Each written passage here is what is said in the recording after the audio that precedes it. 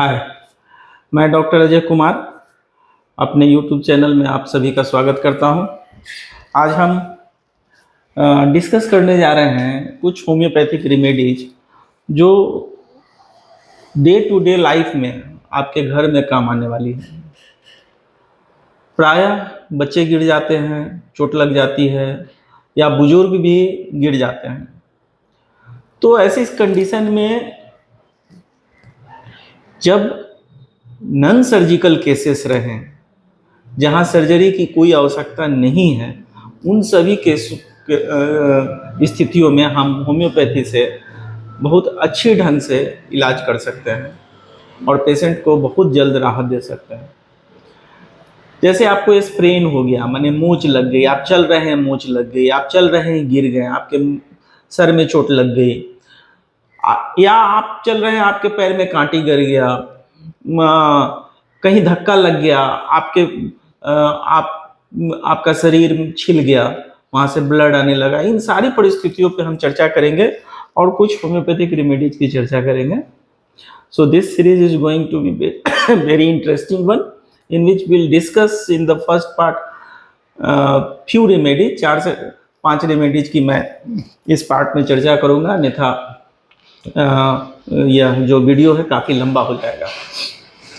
तो सबसे पहले मैं व्यूअर्स से आग्रह करूंगा कि जिन लोगों ने हमारे यूट्यूब चैनल को सब्सक्राइब नहीं किया है तो सभी सब्सक्राइब कर लें और बेल आइकन को भी दबा देंगे, क्योंकि नोटिफिकेशन उनको टाइम टू टाइम मिले।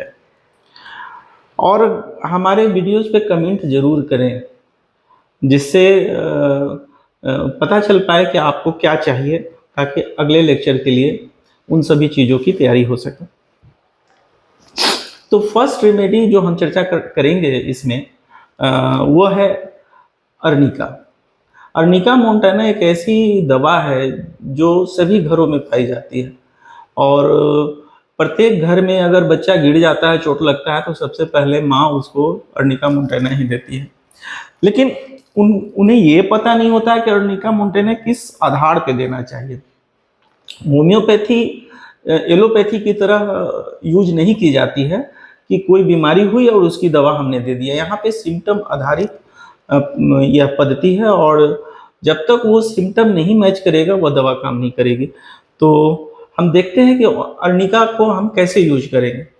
देखिए, अर्निका का सबसे फर्स्ट जो लक्षण आपको देखने को मिलेगा ना, कि जैसे आपको चोट लगी तो वो चोट कैसे लगी, वो चोट क्या ब्लंट इंस्ट्रूमेंट से लगी या कोई धारदार हथियार से लगी, या चोट लगने के बाद खून निकला या नहीं निकला, इन सब की हमें पहले देखना है।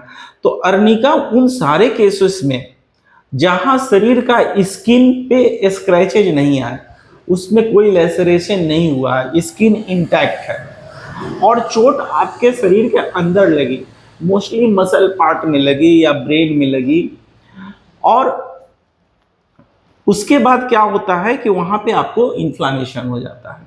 चोट लगने से इन्फ्लामेशन होता है, इन्फ्लामेशन में स्वेलिंग हो जाएगा, वहाँ पेन होगा, वहाँ रेडनेस आ जाएगा, और एक टेंडरनेस बन जाएगा, एक दर्द वहाँ होगा। तो अर्निका का जब ये कंडीशन रहता है जहाँ पे आपको ब्लंट इंस्ट्रूमेंट से चोट नहीं लगती है, कोई लेसरेशन नहीं होता है, कोई स्किन का इरोजन नहीं होता है, उन केसेस में हम अर्निका का यूज करते हैं। और अर्निका को यूज करने से पहले आपको यह देखना होगा कि इसमें पेशेंट किस तरह के सिम्टम दे रहा है। तो सबसे पहला चीज आप देखेंगे कि पेशेंट का जहाँ पे दर्द है, जहाँ चोट लगा, आप उसको छूने जाएंगे तो वो छूने नहीं देगा, क्योंकि वहाँ पे उसको फियर ऑफ टच रहता है। अगर वो टच करेंगे तो उसकी सेंसिटिविटी इतनी हाई होती है वहाँ पेन के स्पॉट्स पे कि वो टच ही आपको नहीं करने देगा। तो ये fear of being touch, this is very very important symptom of arnica. वहाँ उसको इतनी अधिक टेंडरनेस रहती है, इतना ब्रूज्ड सेंसेशन होता है, वो बोलेगा कि घाव की तरह दर्द कर रहा है, घाव की तरह दुख रहा है। This is very peculiar sensation of arnica. तो वैसे सभी कंडीशंस में हमको अर्निका हम वहाँ पे यूज कर सकते हैं। देखिए, अब अर्निका को सपोज कीजिए कि आपके बॉडी में कहीं चोट लगी, तो आपने ये सब चीज़ देखा। अब हेड में चोट लगेगी तो तब आप क्या करेंगे? तो आपको हेड में अगर चोट लगी है और उस कंडीशन में यदि अर्निका है, तो आप देखें कि उसके बाद उसको क्या हो रहा है। तो अर्निका क्या है ना कि अर्निका में एक होता है कि ये एब्जॉर्ब करता है, ये aids in absorption of extravasation of blood. जैसे कहीं चोट लगती है तो वहां पे ब्लड का रस होता है, क्योंकि वहाँ इन्फ्लामेशन होता है। तो जब इन्फ्लामेशन होता है तो वहाँ ब्लड रस करेगा। हमारा जो इम्यून सिस्टम है उसमें बहुत सारे जो रोग प्रतिरोधक क्षमता है वो जाते हैं वहाँ पे, और वो ब्लड की सप्लाई इसलिए बढ़ाई जाती है कि वहाँ पे हम कोई जो एंटीबैक्टीरियल जो हमारी प्रॉपर्टीज है वो जाके एक्टिवेट हो जाए। तो वहाँ एंटी इन्फ्लामेटरी एक्टिविटीज को ये प्रमोट करता है, और दूसरा चीज तो वहाँ पे ब्लड का जो एक्स्ट्रा वेजेंस है ना वो एब्जॉर्ब कर लेता है। तो ये एक तरह से यहाँ पे आप देखेंगे कि ये जहाँ चोट लगेगी वहाँ पे ये एड करेगा। तो ब्रेन में भी ये चीज होता है कि ब्रेन में भी ब्लड का अगर क्लॉटिंग डेवलप कर रहा है, अगर क्लॉटिंग डेवलप कर रहा है तो ये क्लॉट को डिजोल्व करने में मदद करेगा। और दूसरी चीज क्या होगी कि यदि माइनर हैमरेज है तो हैमरेज को भी कंट्रोल करने में ये मदद करता है। तो हैमरेज को कंट्रोल करने में मदद, ये ध्यान रखने की बात है कि ये हैमरेज को भी कंट्रोल करने में मदद करेगा और एब्जॉर्प्शन भी करेगा। लेकिन पेशेंट का कंडीशन क्या होगा? पेशेंट सब्जेक्टिवली जब आप पेशेंट को देखेंगे तो पेशेंट कैसा दिखेगा यह समझना है। तो पेशेंट को आप जब देखेंगे ना तो पेशेंट को में आप देखेंगे कि एक स्टूपर का कंडीशन डेवलप करेगा, एक अनकॉन्शियसनेस का कंडीशन डेवलप करेगा। तो जब पेशेंट सुस्त हो जाएगा, लेट जाएगा, वो उसके बॉडी जो है वो इस ढंग से उसको दर्द करता है कि वो लगभग अचेत की कंडीशन में हो जाता है। और उसमें आप देखेंगे कि इनवॉलंटरी यूरिनेशन एंड फैसेस का इवैक्यूएशन होता है, मैंने उसके पेशाब और पैखाना उसके इच्छा के बगैर हो जाते, इनवॉलंटरी हो जाए। तो जब चोट के कंडीशन में यदि किसी पेशेंट को माथा में चोट लग गया और चोट के बाद वो पेशेंट अनकॉन्शियस हो गया और आप उसकी यूरिन और ये स्टूल अपने आप हो रहे हैं, अपने आप हो गए हैं, तो आप यहाँ अर्निका का यूज कर सकते हैं। कभी कभी होता है कि उसके ये यूरिनेशन रुक जाते हैं, चोट लगी, चोट लगने के बाद उसका जो यूरिन है यूरिन रुक गया। तो चोट लगने के बाद जब अगर यूरिन रुक जाता है तो उस कंडीशन में आप अर्निका के साथ ओपियम का भी ध्यान रख सकते हैं। अब देखिए, आपको कभी ऐसा हुआ कि आपको आंख में चोट लग गया और आंख में चोट लगने के बाद आपके आंख में ब्लड का रिसाव होने लगा, या आंख का ब्लड की लाली आपको आंख में दिखने लगी। और यह कंडीशन चोट के अलावा कभी कभी खांसी में भी हो जाता है। जैसे बहुत तेज खांसी है, तो जब बहुत तेज खांसी रहेगी ना तो जो रश ऑफ ब्लड है, जो इम्पैक्ट पड़ता है आई पे, तो उस इम्पैक्ट के कारण भी कभी कभी आंख में आपको ऐसा लगेगा कि ब्लड उतर रहा है, आंख लाल हो जाएगा। तो उस कंडीशन में भी हम अर्निका का यूज करेंगे, लेकिन बशर्ते यही कि उसके सिम्टम्स, जो सोरनेस के सिम्टम्स हैं, वो टच नहीं करने देगा। ये सिम्टम्स उसमें होने चाहिए। एक स्थिति बनती है जैसे लेडी गर्भवती लेडी जब लेबर में जाती है, लेबर के बाद उसका बहुत पोस्टपार्टम हैमरेज होता है, या उसके जो पार्ट्स होते हैं, इंटरनल पार्ट्स, उसमें काफी अधिक दर्द होता है। तो इसको भी अर्निका बहुत अच्छे ढंग से अर्निका कंट्रोल करता है। तो अर्निका को हम चोट के एक्यूट केसेस में भी डील करते हैं, और चोट के जब क्रोनिक केसेस हो जाते हैं, मान लीजिए कि आपको कोई ऐसी बीमारी आप में डेवलप कर गई और उसका संबंध यदि आप रिलेट कर पा रहे हैं कि वो उसको कभी चोट लगी थी इतिहास में, कोई मैटर नहीं है कि उसको 2 साल पहले लगी, 5 साल पहले लगी, 10 साल पहले लगी, कितने साल पहले लगी। If you are able to relate और connect that the disease has come in connection directly from the injury, आप वहां अर्निका को यूज करें। So arnica in all those cases where there is a history of injury and the patient has never been well ever since, जब से वो गिरा तब से उसको उसकी बीमारी चालू हुई और विभिन्न तरह की बीमारियां होते रह गई। तो यह कंडीशन जब बनेगी तो उस कंडीशन में भी अर्निका का हम यूज करते हैं। देखिए हम एक केस का उदाहरण देना चाहेंगे कि एक करीब 70 इयर्स ओल्ड लेडी हमारे पास आई और वो उसका वजन काफ़ी बढ़ा हुआ था, लेकिन उसकी थायराइड की समस्या नहीं थी। उसको हफनी था, काफ़ी अधिक हफनी था, वो 2 कदम भी चल नहीं पा रही थी, इतनी शरीर में उसकी हफनी थी। और वो मोस्ट ऑफ द टाइम अपने घर में बिस्तर पे ही पड़ी रहती है, क्योंकि उसको सीढ़ी चढ़ना उतरना उसके लिए काफ़ी दिक्कत होता है। तो इस कंडीशन में जब मैंने उसके केस इतिहास में देखा तो मैंने देखा करीब 30-40 साल पहले वो गिरी थी, और जब उसको गिरने के कारण जो उसको चोट लगा था, तब से वो बोली कि तभी से हमारा ये सारा प्रॉब्लम सब स्टार्ट हुआ। उस केस में मैंने उसे अर्निका 1 mg की डोज दी थी और उससे उसको काफ़ी लाभ हुआ था। तो arnica is beneficial not only in acute cases, it is beneficial in chronic cases also. अब देखिए,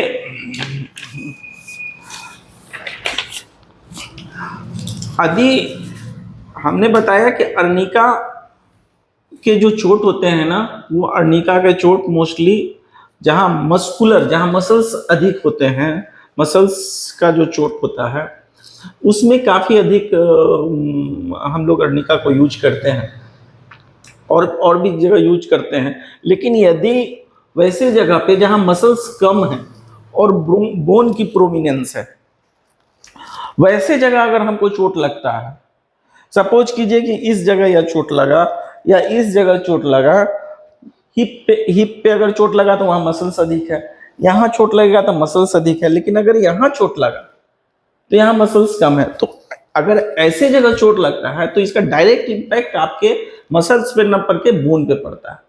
तो जब बोन प्रोमिनेंट होता है, इंजरी टू बोन अगर प्रोमिनेंट है, तो वहां हम लोग रूटा के बारे में सोचते हैं कि अब रूटा में क्या है ना कि रूटा में आपको इंजरी भी है बोन का, वहाँ फ्रैक्चर भी हो सकता है, वहाँ डिसलोकेशन भी हो सकता है, जॉइंट्स का डिसलोकेशन हो गया, या वहाँ मोच भी लग सकती है।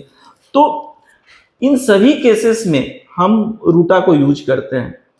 रूटा के केस में हमें यह देखना है, सबसे पहला तो लोकेशन हमने देखा, और रूटा के केस में आप देखेंगे ना कि रूटा का इम्पैक्ट मसल पे भी है और बोन पे है, और बोन के पर्टिकुलरली पेरियोस्टियम पे उसका इम्पैक्ट है। तो बोन का जो ऊपरी लेयर होता है ना, सबसे top layer, that is called periosteum. तो आपको इसमें ऐसा लगेगा रूटा में कि बोन में दर्द हो रहा है, और उसके साथ जो उसके अटैच्ड मसल हैं, लिगामेंट्स टेंडन्स जो हैं अटैच्ड हैं, उसमें आपको एक घिंचाव सा महसूस होगा, एक स्टिफनेस महसूस होगा। तो इसमें भी आपको ब्रूस्ड सेंसेशन मिलेगा, टेंडरनेस मिलेगा, जैसे आपको अर्निका में मिला। लेकिन इसमें एक तरह का जो स्टिफनेस है, वो स्टिफनेस इसका यूनिक है। इसमें आपको डिजायर टू स्ट्रेच, जैसे रस्टॉक्स में आप स्टिफनेस देखते हैं, उसी तरह इसमें भी स्टिफनेस आएगा, और एक लगेगा कि इसको कैसे हम इससे छुटकारा पाए। तो एक रेस्टलेसनेस बनेगा, लिम्स में आपकी रेस्टलेसनेस आएगी, वहां पे ब्रूज सेंसेशन रहेगा, और पेरियोस्टियम से लेके लिगामेंट्स एंड टेंडन में एक घिंचाव, एक स्टिफनेस ये बनेगा। तो इन कंडीशन में हम रूटा को यूज करते हैं। रूटा में उस तरह का एक्स्ट्रा रेजिस्टेंस आपको नहीं देखने को मिलेगा जैसे आपको अर्निका में। रूटा में उस तरह का फियर ऑफ टच नहीं देखने को मिलेगा जैसे आपको अर्निका में देखने को। अब देखिए रूटा में क्या है ना, अब मसल्स अटैच्ड होते हैं जॉइंट से, मसल अटैच्ड होते हैं बोन से। तो अब मान लीजिए कि कहीं पे आपके ज्वाइंट है, जैसे सपोज कि रिस्ट ज्वाइंट हुआ या एंकल ज्वाइंट हुआ, अब वहां पे आपको स्ट्रेन हो गया, मूच आ गया, तो मूच आएगा तो क्या होगा, आपके वहां के मसल्स में टियर डेवलप होगा, जॉइंट्स में डिसलोकेशन डेवलप हो सकता है। तो इन सभी कंडीशन में हम रूटा को यूज करते हैं। रूटा रिस्ट स्प्रेन के लिए, एंकल स्प्रेन के लिए बहुत ही अच्छी दवा है।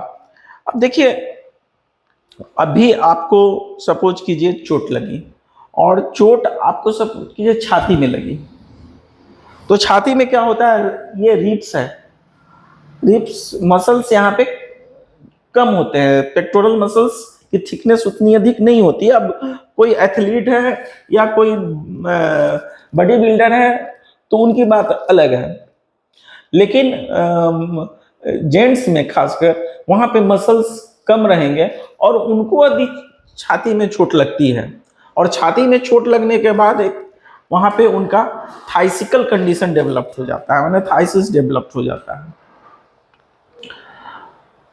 ना। तो ऐसे कंडीशन में भी रूटा बहुत ही अच्छी दवा है। ऐसे कंडीशन में हम एक और दवा के बारे में सोचते हैं, वो है मेलिफोलियम। तो इतनी इतना डीप इम्पैक्ट है आपको रूटा का।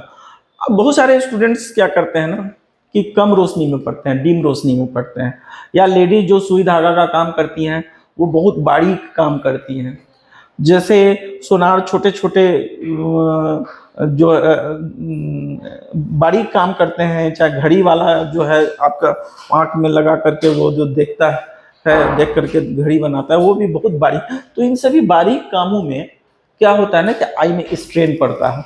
तो आई स्ट्रेन के लिए ही रूटा जो है ना काफी अच्छी मेडिसिन है।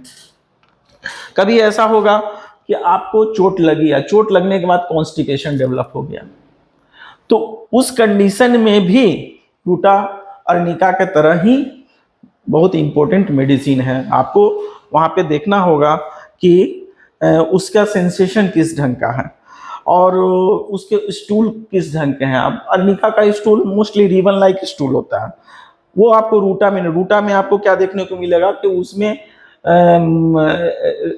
एक कॉन्स्टिपेशन डेवलप होगा, और कॉन्स्टिपेशन में जो है अगर स्ट्रेन करते हैं आप तो रेक्टम का प्रोलैप्स होने का खतरा बढ़ जाता है, क्योंकि इमीडिएट वहां प्रोलैप्स हो जाता है। और खासकर महिलाओं में जो प्रेग्नेंट महिलाएं हैं या आफ्टर लेबर, उन सारी महिलाओं में वहां पे क्या एक कंडीशन बनता है, जब उनको कॉन्स्टिपेशन होगा, स्ट्रेन करने के बाद रेक्टम का प्रोलैप्स हो जाता है, वहां पे भी रूटा, माने आपको जोर लगाएं, जोर लगाने से जो चोट पड़ रहा है रेक्टम मसल पे, वो उसको भार को नहीं सह रहा है और वो प्रोलैप्स हो जा रहा है। तो हो क्या रहा है एक्चुअली, इसकी फिजियोलॉजी क्या है, इसकी फिजियोलॉजी है कि एक paralytic type of weakness create कर देता है। ये रूटा में वीकनेस बहुत अधिक होता है, एक पैरालिटिक कंडीशन, जहां भी इसका अफेक्शन होगा ना, एक पैरालिटिक कंडीशन डेवलप करता है।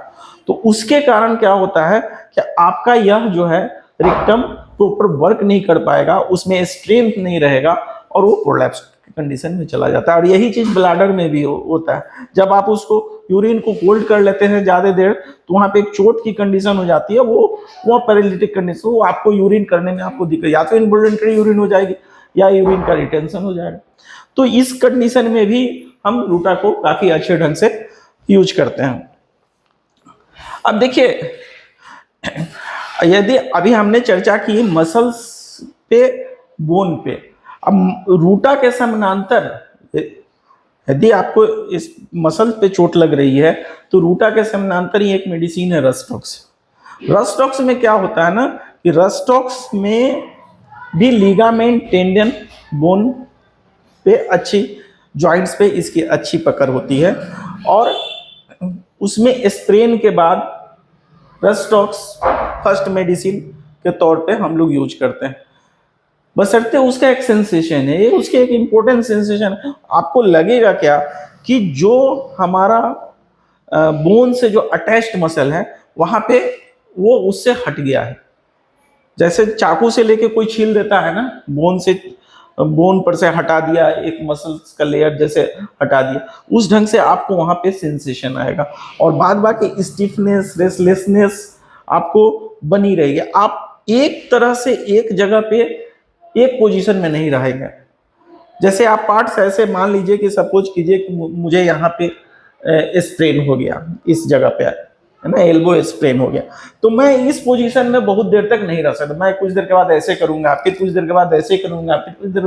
तो ये जो चेंज ऑफ पोजीशन, जो कांस्टेंट चेंज ऑफ पोजीशन से उसको एमिलिटेशन होता है, या वो चाहेगा, उसको जो सेंसेशन होता है ना कि वहां पे बंधा हुआ है, तो वो स्ट्रेच करना चाहेगा कि किसी ढंग से इसको खींच करके वो थोड़ा सा उसको वहां पे खुलापन उसको मिले, एक हल्कापन मिले।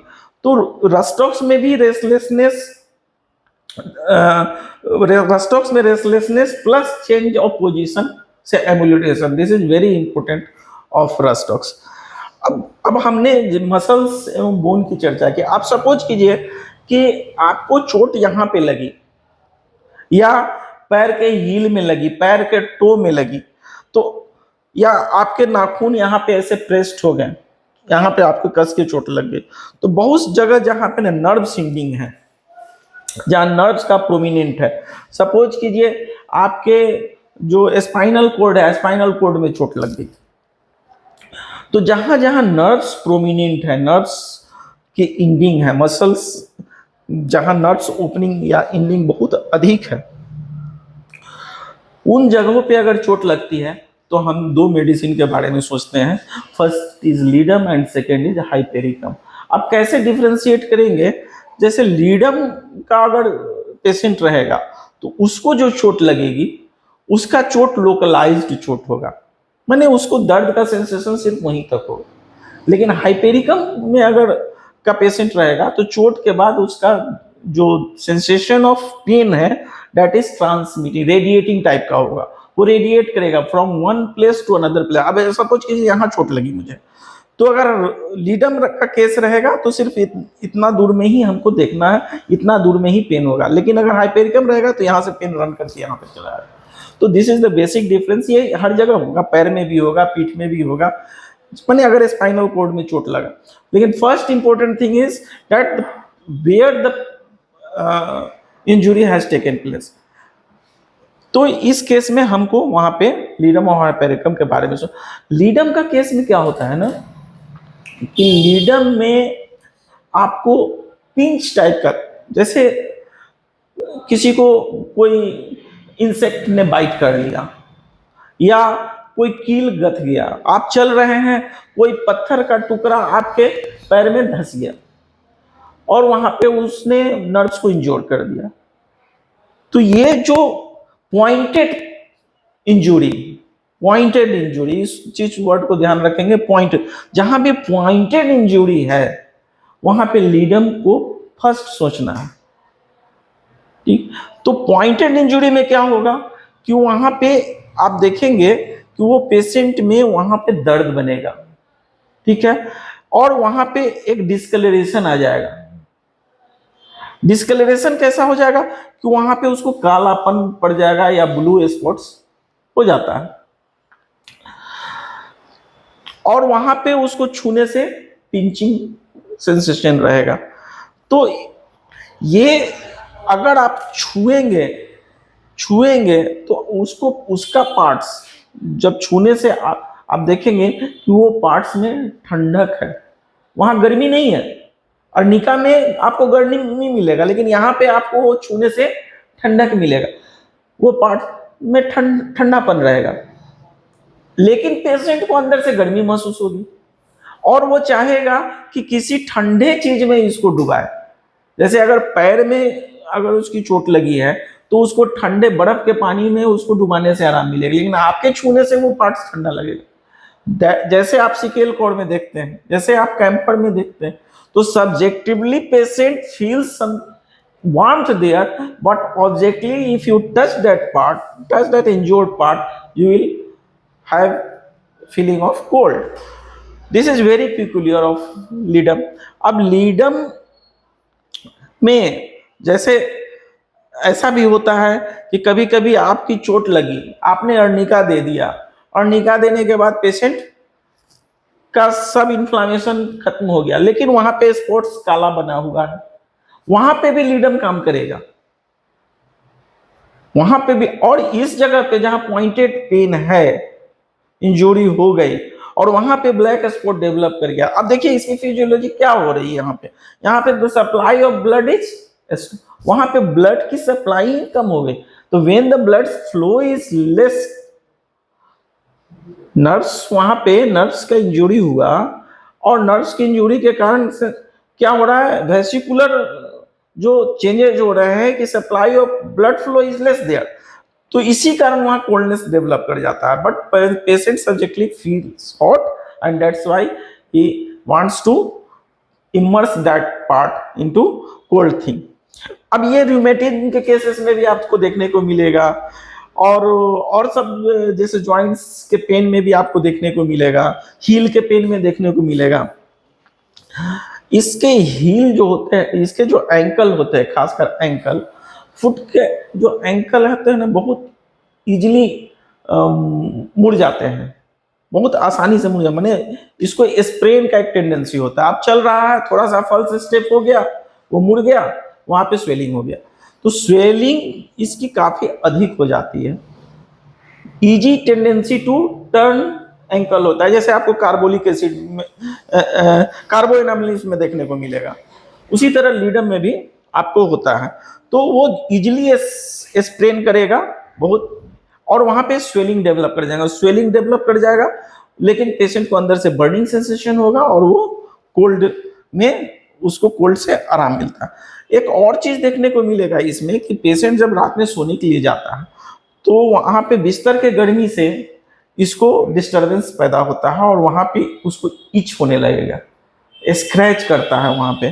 तो यह जो है ना सब्जेक्टिव हीट, सब्जेक्टिव पेशेंट को सब्जेक्टिवली उस पोजीशन पे जो हीट होता है और हीट के साथ aggravation, but parts on touch feels cold and immersion in cold water ameliorate, this is very very peculiar of ये लीडम।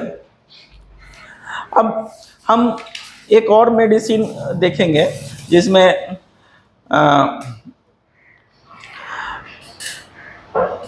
अब सपोज कीजिए जब हमने चर्चा की कि चोट लगी, पेशेंट को चोट लगी, चोट लगने के बाद वहाँ पे अर्निका आपने दिया, अर्निका के बाद भी वहाँ ब्लू डिस्कलरेशन रह गया, आपने लीडम दिया, लीडम से वो ठीक हो गया। लेकिन कभी कभी ऐसा होता है ना कि लीडम देने के बाद वो ठीक होता है, लेकिन कुछ दिनों के बाद वो चोट वाली जगह पे फिर से रेडनेस आ जाती है, या उस जगह पे जैसे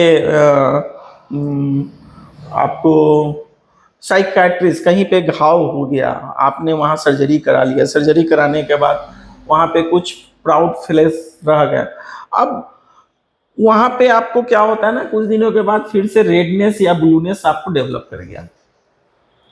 तो रेडनेस या ब्लूनेस जब डेवलप करता है तो हम उस जगह पे सल्फ्यूरिक एसिड के बारे में हम सोचते हैं, वहाँ सल्फ्यूरिक एसिड उसे ठीक कर देगा।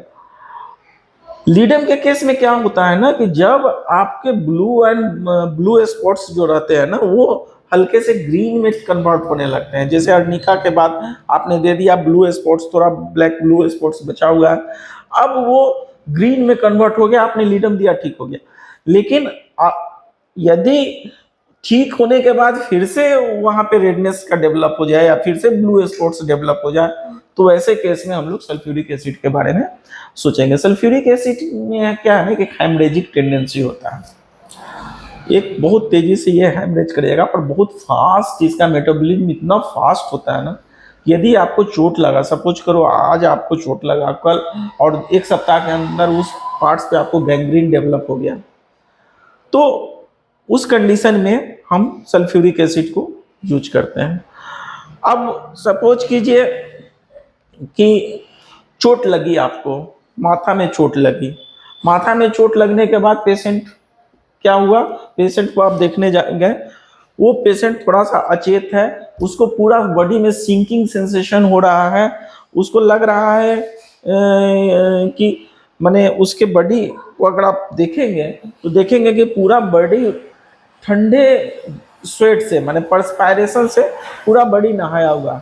तो अगर ऐसा कंडीशन आपको देखने को मिलता है कि चोट के बाद, कंकशन के बाद यदि पेशेंट में प्रोस्ट्रेशन काफ़ी अधिक है, डलनेस काफ़ी अधिक हो गया और body bath in cold sweat, तो उस कंडीशन में सल्फ्यूरिक एसिड को हम लोग बहुत अच्छे ढंग से यूज करते हैं। तो आज हम यहीं पे चर्चा खत्म करेंगे। हम नेक्स्ट एपिसोड में कुछ और इंजरी रिलेटेड मेडिसिन की चर्चा करेंगे। तब तक के लिए bye bye. If you feel that my lecture is helpful to you, do subscribe my channel and give a comment. Thank you very much for watching me. अरे यहाँ